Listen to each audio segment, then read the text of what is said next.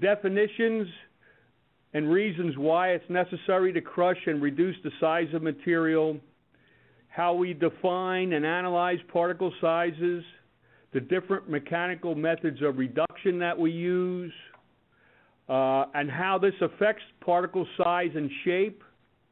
We're also going to discuss properly feeding crushers, properly defining material so that that helps us choose the proper equipment, and properly defining material also affects our crusher selection. And then at the end, I'll briefly discuss some of the proper methods of feeding crushers and why that subject is important.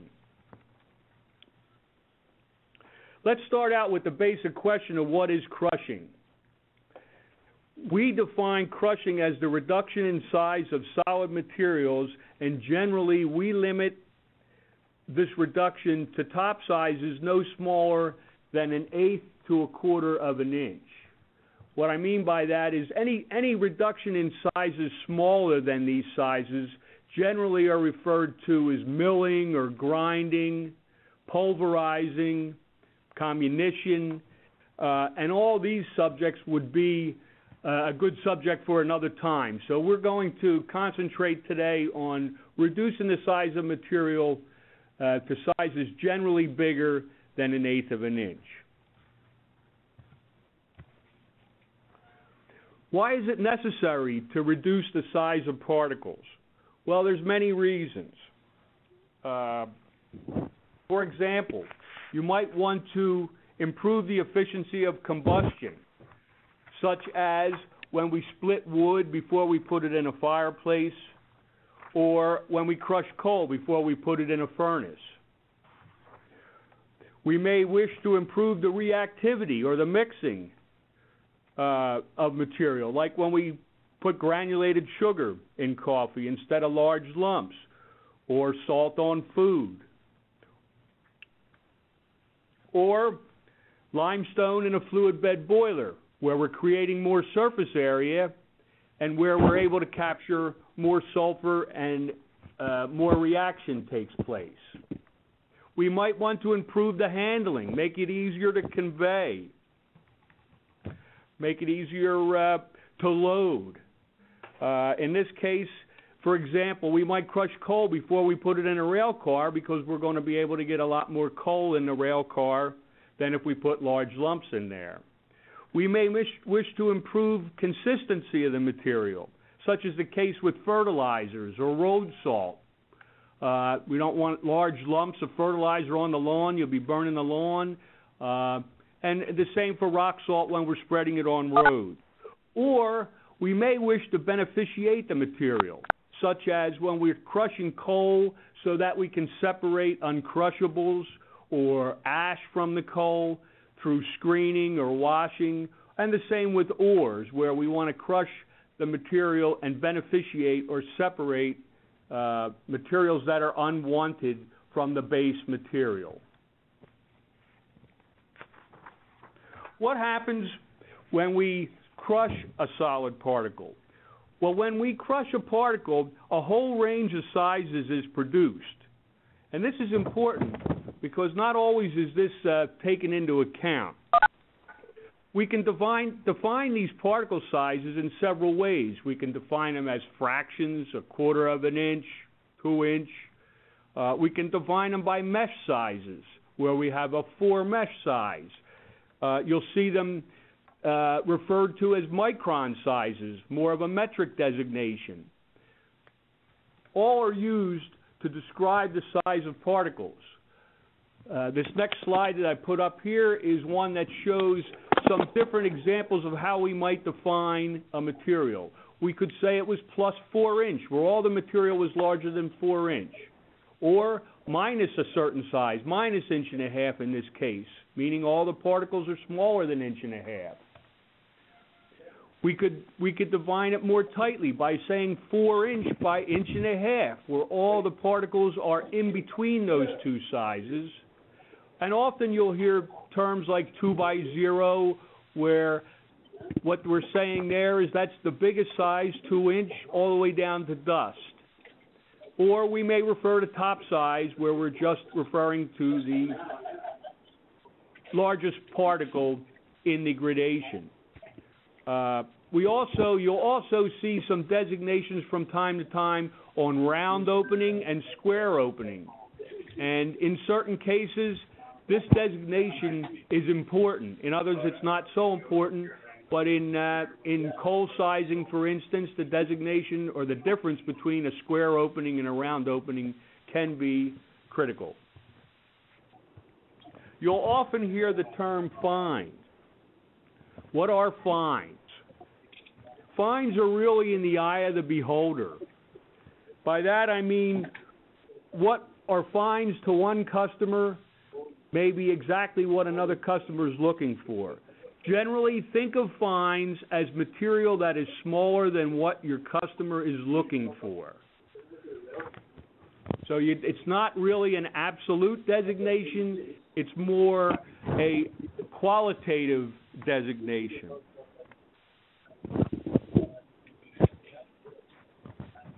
How do we define the size of a piece of material after we crush it? Well, what we do is we'll take a representative sample. The entire sample could be used in some cases, keep in mind. If the sample is small enough or the material is large enough, we may use the entire sample. Material can be hand sorted in the most basic case, and we've done that. It can be stacked into a pile and coned and quartered. We'll pile all the material into a pile and then split that into quarters. We can use a mechanical splitter, which is often used. A mechanical splitter is a device that we can feed all the material in the top, and through the device inside it splits it into quarters or eighths or half-inch or half samples. Eventually, the sample is proportionally split into a volume suitable for the sieve sizes that we're going to be using. The larger the sieve size, the larger the sample we can use. The smaller the sieve size, we'll cut that sample down into progressively smaller fractions so as to not to overload the sieves. Then the material is put on the stack of sieves, agitated, and then the material that's held on each sieve is weighed, and a graph is produced. What I've shown here is just one example. I have another example after this of typical presentation of the data, if you will, from a screen analysis. In this case, the right-hand vertical axis shows the percent passing each sieve size, or the cumulative percent passing, and across the horizontal axis at the bottom are the sieve sizes. So you'll see in this graph that you go from about an inch on the far right-hand side down to 270 mesh, so it gets from coarser on the right to finer on the left of the graph. And you can see it produces a whole range of sizes. This is just one form of presentation. The paper that I show here in this view is what's called Rosen-Ramler paper, and the presentation that it shows is a straight line presentation. What I'm also trying to describe in this slide is a lot of times you'll have two lines shown on the same graph where we're given a range, and what the objective is here is to get the maximum amount of material after crushing in between the two lines here. In other words, the client doesn't want anything larger or to the right of this graph or smaller and to the left. They're trying to maximize the material that is in the center. Very common for fluid bed boilers to see a graph like this where the boiler wants not coarse material and not real fine material, but wants the maximum in this range. Okay, let's talk about crushers in general and the 4 methods of mechanical reduction that crushers will employ. These are impact, attrition, shear, and compression. We'll talk about each one individually, and also how the crushers can use these actions combined in a crusher. Some crushers use only one method, some combine these in the crushing process. The first is impact. Impact is the most basic, and it's like hitting a nail with a hammer, hitting a ball with a baseball bat, or throwing a material against a wall or a solid surface. Impact, it's usually used on friable material. Friable material is defined as a material that would break easily under impact, okay? And also, generally these machines are employed on mildly abrasive to abrasive material. Some of the characteristics of crushing in impact are you get a fairly large reduction ratio. Reduction ratio is the ratio of the input size going into the crusher to the output size reporting after crushing. Reduction ratio. Impact crushers tend to have a relatively low horsepower per ton requirement. They also tend to have relatively lower rates of crusher wear than other types, and generally produce what we call a cubical product, and this is because in the impact action of striking the material, it tends to break along natural fault lines that are in the material. The impact force works in conjunction with the material and its fault planes or its weak planes to break it. Generally, you tend to get minimum extreme fines, although you will get fine material breaking in impact. But when we talk about some of the other methods, you'll see that we're not doing a lot of work with impact. It's strictly free air impact. Some examples of crushers that would use this free air impact, a couple of our crushers would be like a reversible impactor that you see on the left, where the material just comes in, is struck by the hammers, the bottom of the machine is open, the material falls out. On the right-hand side, you see a cage mill. Okay, in this case, the material comes down in through the top into the center of the machine and then has to work its way out through the cages. These cages, think of them as squirrel cages, counter-rotating squirrel cages, if you will, and the material's got its work its way out and out the bottom of this machine.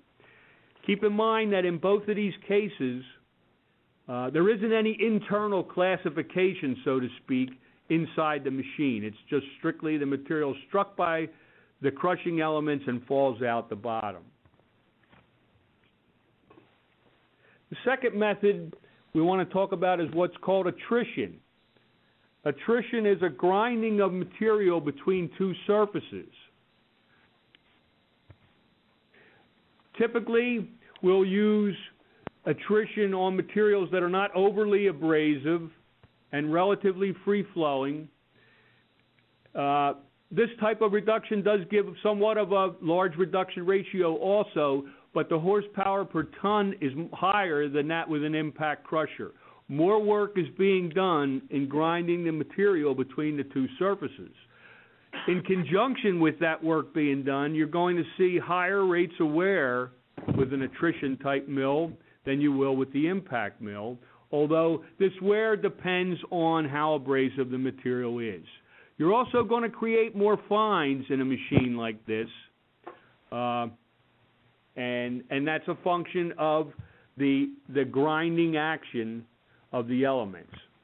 Here's an example of a machine that kind of combines the impact that I talked about in the upper section. The hammers hit the material when it first comes in the machine, and then there's some grinding or attrition as the material works its way down through the machine, There's attrition between the hammerheads and the cage as the material is swept down over the bars in the cage. The third method is shear. Shear, think of shear as the action of scissors on material, where you're cleaving the material between two surfaces. We use shear on all types of materials, and really the reduction ratio that we get out of a machine like this depends on the material characteristics. Again, if the material is friable, you may get a larger reduction ratio. Shear tends to keep fines to a minimum, however. Pretty good. And shear is used where we're trying to minimize fines. An example of a machine that employs shear would be a sizer. Here's a picture of a Mountaineer sizer where you have two rolls counter-rotating and the material is crushed between the rolls. Also somewhat similar to a compression crusher that I'll talk about next, a roll crusher, very similar action. But the material is sheared between the counter-rotating teeth on this machine. The last method is what we call compression. This is the squeezing of material between two surfaces. Compression crushing, it's interesting. We use compression crushers on both very hard and abrasive materials and on materials like, say, limestone, granite, solid glass, cullet. But we also use compression crushers on materials that are not so hard, where we want to minimize fines generation. This is where you'll see the roll crushers used a lot on softer materials like coal, like rock salt, like potash, things of that sort where you don't want to over-crush the material. So it's interesting, we use compression crushers both on very hard materials because compression crushers don't create a lot, you don't have a high-speed machine, you don't have a machine that's doing a lot of grinding, so that makes it ideal for a hard abrasive material, but also because of those factors, they also don't create a lot of fines, and they make sense to use on materials that aren't necessarily so hard, but are rather, we're trying to minimize the generation of fines. An example of compression crushers would be our roll crushers on the left and our jaw crushers on the right, where the material in both cases is kind of squeezed between the crushing surfaces.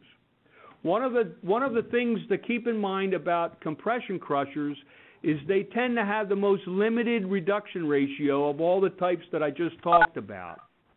That's because the material needs to be small enough to be able to be grabbed either between the rolls in a roll crusher or between the jaw plates in a jaw crusher, be grabbed efficiently. If the material is too large, the material won't be grabbed effectively and it tends to bob above the crushing surfaces.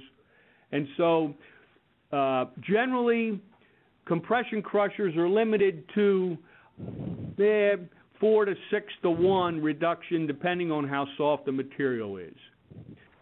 This relationship between the size of the feed going into the crusher and the ability of the crusher to grab it is what you'll hear us sometimes referred to as the nip angle.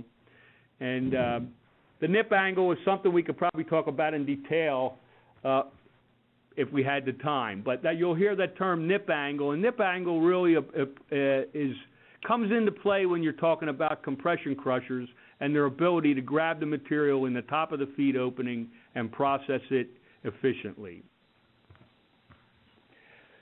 Relating the advantages or disadvantages of each crusher type is one of the things that we do here amongst ourselves when we get the customer's requirements for what they're looking for. For instance, crushers that have a high degree of attrition, crushers that have a lot of grinding involved, they can make relatively small product sizes, but we may not want to use them because they may, on hard materials, because you may get unacceptable rates of wear, or they may generate too many fines for a particular application. Crushers that use a high degree of impact, for instance, may produce fewer fines and not have the wear of some other types of machines, but you may not have the top size control that you want. Compressor crushers, like we say, they have relatively low rates of wear and low power requirements, and they produce fewer fines, but they may not be compatible if the material contains lots of fines or contains sticky material, as you wouldn't want to continually pack material between the crushing surfaces in a compression crusher.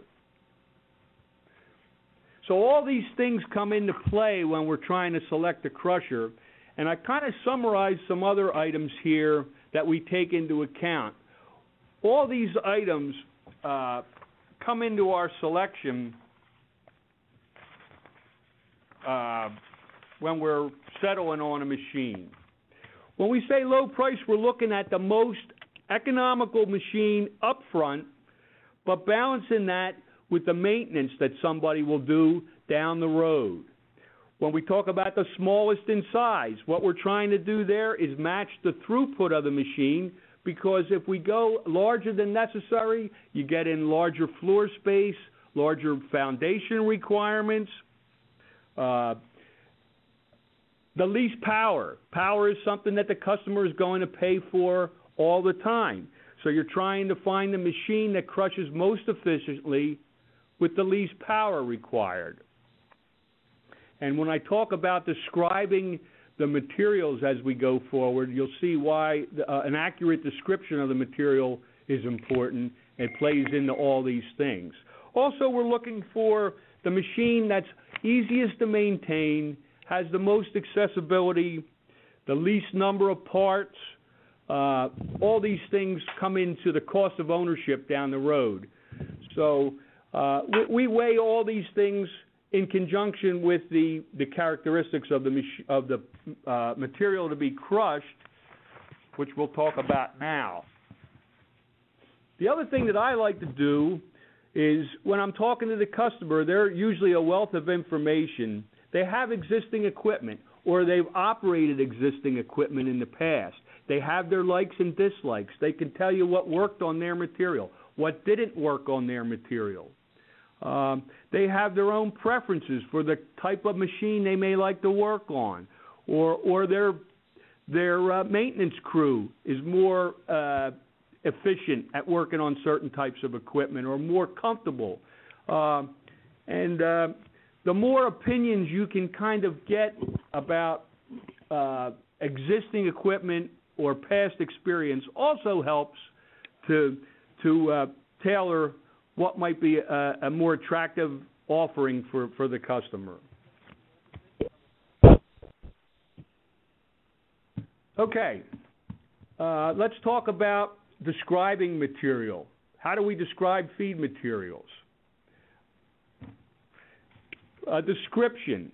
Let's start with that. Is the size of the material, the shape of the material? Is it slabby? Is it round? Is it regular in shape? How abrasive is it? What are the silica content? What's the mold hardness? You'll hear us ask those questions. Mold hardness is a relative index of material hardnesses from, say, diamond at a 10 down to something that's soft like a rock salt. You'll hear us ask about hard-grove grindability when we're talking about coal. Hard-grove grindability is also, you'll hear about Bond's work index when you're talking about limestone. These are all ways to describe the abrasiveness or hardness of a material. Friability. Friability is a relative term, but it's really how easily is the material fractured? Does it break very easily just under impact or squeezing it or dropping it? Friability. Is the material wet or sticky?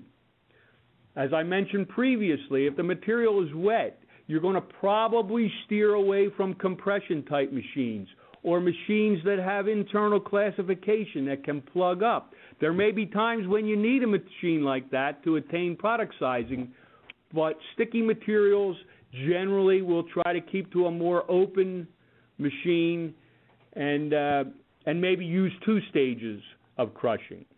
What's the temperature of the material? Is it ambient temperature? Is it going to be elevated in temperature? Are you going to be in a situation where the characteristics of the material change significantly when temperature changes? We have many machines that operate in environments where the temperature may swing 120 degrees over the course of a year, and the materials can change in characteristics over that period in the same way. Is it a manufactured material, or is it a natural material? Natural materials, man-made, natural materials tend to have their own fault lines, their own stress points. They're not regular in shape. When you crush them, you can concentrate the crushing forces because of the odd shape of the material. Whereas a manufactured or a man-made material, take a brick for instance, you're going to probably have to generate your own stress concentrations, and we do that by how we design the crusher and some of the crusher components. So there's a difference whether the material is manufactured or a natural material. And then also crucial is how much extraneous material do we have that come in with the material that we're crushing, and what is it made up of? Is it metal? Is it rope? Is it belting? All these things can affect our selection of a crusher and the type we might use. So we like to get a description of any extraneous material. Some material you get rock in with the coal, not as crucial a concern as if you get rebar in with the material. So the extraneous material is important to know. One of the other thing that is crucial to sizing the crusher, and we get into a discussion often with customers about this, is feed size. You want to accurately describe the feed size, most accurately describe the feed size for several reasons. If we overstate the feed size, we're going to have to size a crusher that may be way oversized from a throughput standpoint just to accept the large incoming feed. Feed size affects the hopper opening of the crusher. It affects the size of some of the crushing components inside. It can affect the diameter of the rolls or the size of the jaw crusher, back to that angle of nip I was talking about. So you want to be accurate. You want to try to, if you have excessively large pieces of feed coming in, maybe grizzly those off. Maybe separate them and crush them separately or by hand so that the majority of the material coming in is more representative of what the crusher is going to see. You want to be accurate in the feed size description. Is the material going to be what we call run-of-mine? Is it going to contain material all the way down the fines, or is it going to be pre-screened, meaning that the fines are all taken out? This is very important when we're deciding on how large to make the crusher and whether we're going to. One of the problems when a material is pre-screened is that often we're being asked to downsize the crusher because the screen will take out so much of the stream ahead of the crusher. This can be fraught with problems if the screen plugs, if the material changes, and more material reports to the crusher than anyone thought. So when we hear about a pre-screen feed, we usually enter into some kind of discussion so that all parties are aware. And oftentimes, it makes sense to just put a crusher in for the whole flow of material. And that way, if the screen plugs, the crusher's still large enough If the grizzly plugs, you still have a big enough crusher. And if the screen works efficiently, that's fine. There's just less load on the crusher. But oftentimes it's more of a problem, and the savings in the size of the crusher don't warrant downsizing a machine behind a screen or behind some kind of classification. It usually makes more sense to put a full-size crusher in. But that's a discussion that's usually held when we're selecting a machine. Okay, talking about product sizing. Some of the things that we'll ask questions about is 100% minus a certain size critical. That's critical because what that may require in a lot of cases is that we're going to have to do some type of an external screening after the crusher. If everything needs to be minus a certain size, what shape of the product is desired? Are they trying to avoid slabs? If they don't want a slabby product, that will lead us to different crushers than if slabs are okay. Is a cubical product what's looked for? Are fines desirable? Maybe the application doesn't matter whether fines are included, but a lot of times the customer has a restriction on the fines.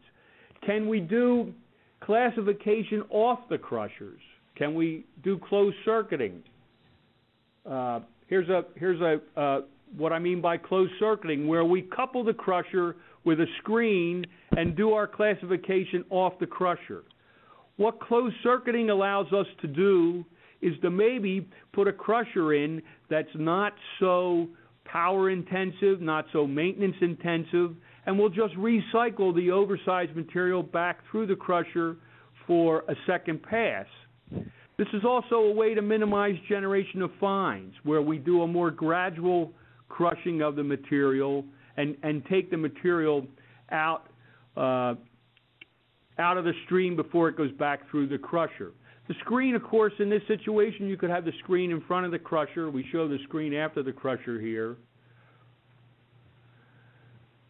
As I mentioned, this is a way to limit the extreme fines. It's also a way to make a tight product sizing spec, where we may do minimal crushing each time through the machine. The other thing that we get into a discussion is on throughput, tons per hour, pounds per hour. One of the things that it's important for us to know is what's the bulk density of the material, because this affects the volume that the crusher needs to process. Crushers are both volumetric and power related. We need to have the right amount of power, but we also have a crusher that's large enough from a volume standpoint to handle the throughput. We need to know if it's going to be intermittent operation. If it is, sometimes it makes more sense to size a crusher to run 4 or 5 hours a day rather than try to do everything in 1 hour. Trying to do all your production in 1 hour may put you in a much larger crusher than you need to meet some of the other criteria. And again, as I mentioned just previously, the pre-screening discussion always comes into play when you're talking tons per hour. What is the actual rate that the crusher is going to see? Okay, just talk a little bit briefly here at the end about feeding crushers, because frankly, everyone, this tends to be or can be the single biggest problem or the single most expensive thing to overlook when you're putting in crushers. Having them properly fed. What we look for when we're properly feeding a crusher is we want to have a steady rate. We're trying to minimize surge loads, inconsistent feed rates. And by small variations, we're talking about down to 5%. You have huge swings in the material that's being fed to a crusher. You're going to have high vibration. You're going to have high wear rates. You're going to have inconsistent product sizing. So what we want to do, besides a constant or a steady rate is also to have the material enter the crusher in a manner which uses the entire crusher, all of the wearing elements. Generally, to accomplish this, some type of a feeder ought to be used. You can understand if we have a crusher that's, say, 5 feet, 7 feet wide, and we're trying to feed that with, say, a 30-inch belt, the material's not going to spread over that entire 7 feet or 5 feet width, and we're going to be asking a crusher that was sized to be 84 inches wide to do the same capacity in 30 inches of its width. It's just not going to work. So that affects the throughput on the machine. But at the same time, if we're not spreading the material over the entire crusher width, you're going to concentrate the wear wherever the material's coming in. Concentrating the wear there is going to make attaining product size difficult over the life of the wearing components. It's going to make adjustment of the crusher to compensate for wear next to impossible. So what you want to try to do is make sure the crusher's fed over its entire width. In small crushers where maybe the machine's only 2 feet wide or 30 inches wide, not as critical, but we make crushers that are up to 10 feet wide, and feeding properly in a 10-foot wide crusher becomes really crucial. And then keep in mind that over the life of the crusher, you're going to throw away parts that were not worn forever. And you're not going to make an efficient output sizing, which, if that's crucial to your process downstream, is going to really affect the big buck items. So just examples of how you could feed a crusher. You have vibrating feeders, you have belt feeders, you have posimetric feeders. There are lots of different ways to feed the crusher depending on your budget, depending on how wide the machine is. Some feeders are more suitable for machines that aren't so wide. As you get wider, you start to narrow the machines that are effective. One of the things to keep in mind, Charlie reminded me just now, one of the things to keep in mind is you have to feed the feeder properly. And this is probably the thing that keeps most folks from putting in a feeder. You have to have some type of a surge bin or some type of a hopper above the feeder to make sure the feeder gets fed properly and has a chance to spread the material over its width before it goes into the crusher.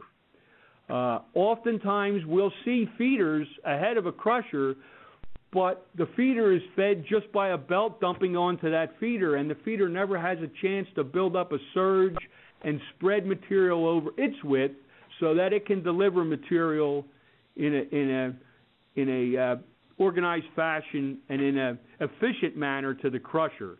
So yeah, the point he makes is good. A surge bin, and see, a surge bin takes up headroom. So now we have a surge bin, we have a feeder, and we have a crusher. And these need to be thought about and planned up front because it all goes into the building layout, the crusher layout, and they're very hard to retrofit. Once a crusher is put in with no feeder and no surge bin, very difficult to retrofit down the road later on. One of the things, we do make some crushers where this is not as crucial. Some of our crushers actually like to be choke fed. That would be jaw crushers, cone crushers, gyratories, where they actually like a head of material where the material has to work its way down through a crusher like that. And in those cases, having that feeder and all that is not as crucial as in width. It's still kind of crucial to size, keep the material, keep the crusher full of material, but not as crucial in that case. That's kind of a brief crushing 101, if you will, just a brief summary of some of the things that those of us in applications one of the reasons why we ask so many questions when someone comes to us with an application. It seems like, boy, these guys have so many questions. Why do you need to know all these things?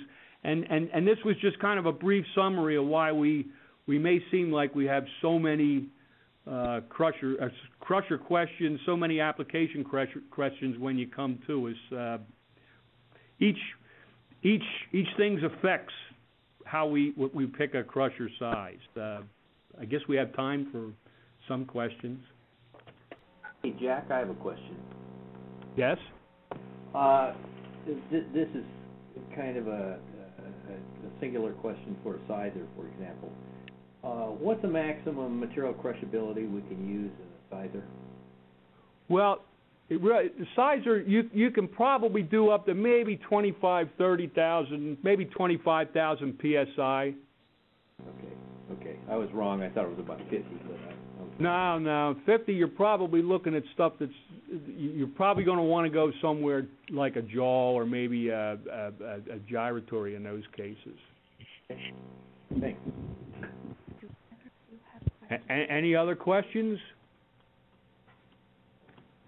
I don't see anything coming up. Yeah, we don't see any listed. Guess you did a good. Okay, we're going to test you now. Yeah, now the test comes. Okay, well, got this in under an hour. That's. Yeah, if you say if there's no more questions. If we don't have any more questions, folks, what's we'll the let definition of top size? Definition of top size. That'd be the largest piece that the crusher's going to have to handle. As I mentioned, now that can be described in many ways. You could have a cube, you could have a slab. You got to be careful, and that's like that first item on description. That's kind of what I meant. When you talk about top size, you could say, oh well, yeah, it's 6 inch, but it might be 6 inch by 2 feet. So you need to have kind of an accurate description from that standpoint. But you're talking about the feed material. Yeah. Yes. Okay. Yeah. All right. Output size, top size of the output can be defined many ways. As long as we know what it is, how it's going to be defined, then that will determine what type of crusher we'll use to attain that output size.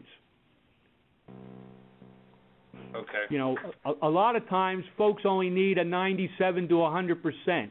They don't need everything to be 100% a certain size. However, there may be applications where that's crucial, but most times getting within a couple of percent are going to be within the accuracy of the sampling, of the system, of the, so it doesn't become absolutely crucial. And that's why you'll see often a nominal, a 97 to 100, a 95, because generally that's within the range of, and the material oftentimes is going to be processed after the crusher anyway. Thank you. But, Jack, You're this welcome. is Gene Bramble. Yeah, Gene. You know, if we submit what looks like, in our mind, an accurate amount of information, you guys having looked at a lot of materials in the past, for instance, slabs, if we're submitting a request for that material, you'll probably come back and ask that question. Be sure about the slabs and that because of your total overall price. Right.